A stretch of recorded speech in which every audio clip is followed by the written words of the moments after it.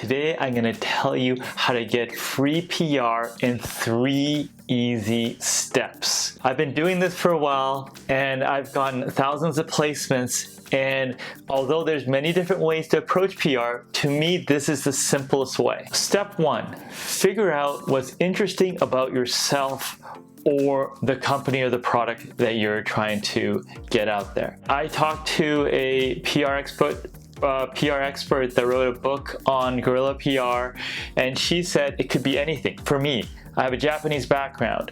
The product could be from a certain country. Maybe I was born in a certain town, right? Anything that you can use as an angle to pitch a story, that would appeal to a local newspaper or a website or a vertical. So you just have to really create an inventory of possible stories. Next, you have to find people that may be interested in the story. Go out there, find journalists, find influencers that talk about these sort of topics, and look at the context in which they talk about it. Look at it from their point of view. What are they trying to accomplish? And help them accomplish that. These influencers or these writers, journalists, have a constant need for new information, credible sources, interesting stories. Their job is not to feature you. Remember that when you're crafting a story.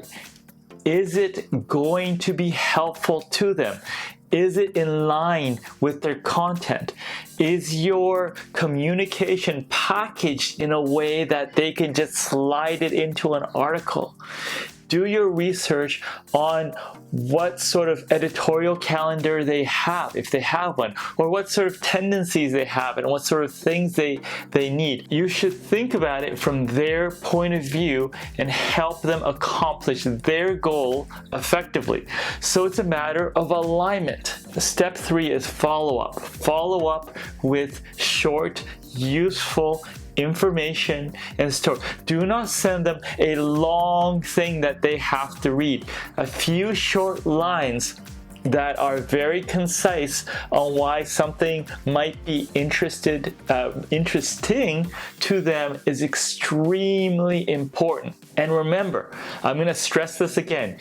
You are helping them do their job. Never forget that. You are their ally. You have to build that relationship up. Also remember that even if you don't have a story, let's say you run across an interesting story that, with one of these journalists or influencers that you have stayed in touch with, give that to them.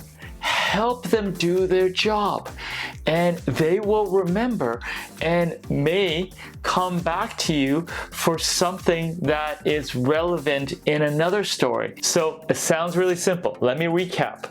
Break down your story. Make sure that you have as many different angles as you can. Now, match those possible stories to people and look at the way that they present the content. Create a database. And 3, follow up. Short communication. Make sure you are helping them. Right? It doesn't pay to be pushy. You can send them a message. You can give them a call.